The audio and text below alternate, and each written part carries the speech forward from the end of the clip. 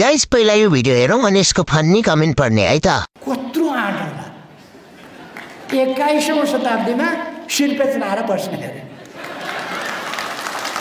21औं शताब्दीमा शिरपेच लाएर महाराजधिराज भएर हामीलाई हुकुम दिने अरे जनतालाई। रुको जरा सबर करो। कत्रो आँट त्यत्रो किडनी पड्किँदा नि नमर्ने।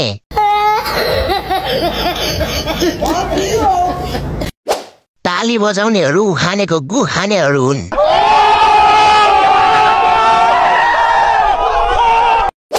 अचम्म लाग्छ त्यो सेकेन्ड ह्यान्ड किडनी पनि कति टिकेको।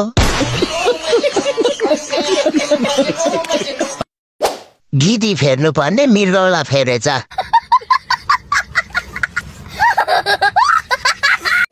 आउनुहोस् हामी सबै मिलेर भगवानसँग प्रार्थना गरौँ र चित्तै हाम्रो उखाने बालाई लैजान अनुरोध गरौँ।